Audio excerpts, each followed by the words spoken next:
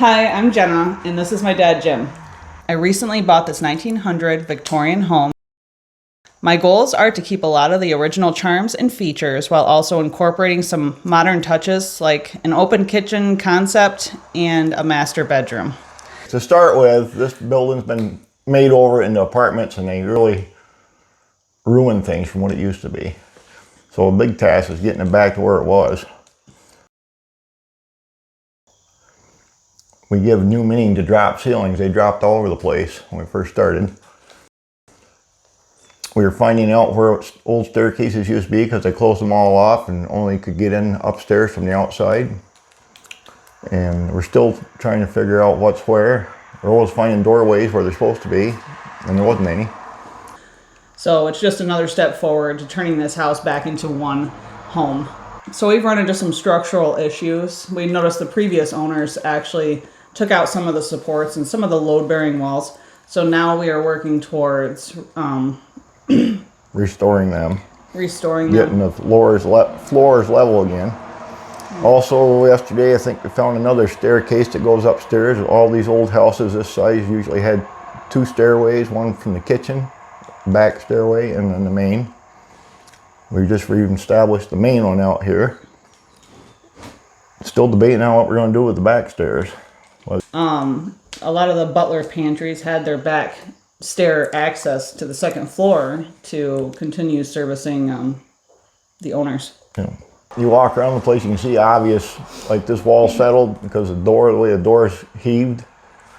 That wall's got to come up. We got to go down cellar and look at it and see if we can actually jack right there. I think we can.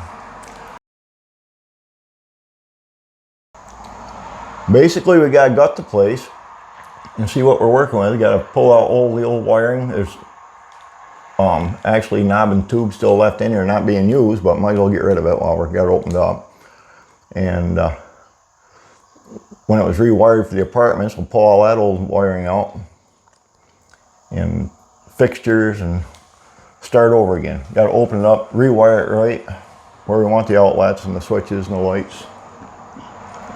You know, we got to figure out where we want the bathrooms too, because I think we're going to try to make this as efficient as we can by kind of keeping all the plumbing central in the house. Yeah, do that. You kind of got to see what you want at the end to know where you got to go from here. It's hard to determine where you are down cellar from upstairs. The house in the middle has it kind of sinks. Yeah, we got to determine. I don't think it's a wall under the support, mostly posts, and whether they just decayed on the bottom from rot and just need jacking up and replace the posts, which would be nice and simple, hopefully. But we'll see. I love the widow's peak. That's one of my favorite parts of the house. Something to do with the wife watching for her husband come back home from war. I love the kind of like octagonal shape of some of the rooms. You know, it's like always that main feature of a lot of Victorians you find. You find either those octagonal looking rooms or the towers. And it just feels very like castle-like. I'd like to know, we found 2 pocket doors. Oh yeah, we found the pocket doors. I wonder how many used to be in here. I mean, I think that was to save room. You didn't have to took up another 3 foot of wall space. Yeah. You put in a pocket door. So far we found 2 pocket doors and they're right where they separate the sitting rooms in the front of the house. So when I was looking up Victorian features for homes built back when, many Victorian homes originally had their casual family sitting room and they had the former parlor room. And the parlor room is right where you would greet guests into your home. You would formally entertain your guests before then entering into the dining room. And right now, as the house is laid out, it's just like that. You have your, parlor room where people would enter into the house, and then it does go right into the dining room. And then you have the kitchen in the back, which a lot of older homes did have kitchens in the back. Yeah, it'd be nice to know what all these rooms on the first floor say were actually meant for. Was any of them meant for a bedroom? Don't know.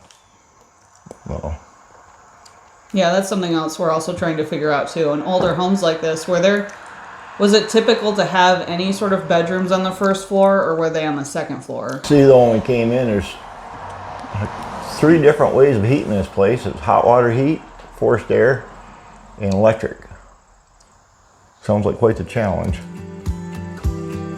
Well, we got this. Oh, it's got potential, all right. I've seen worse.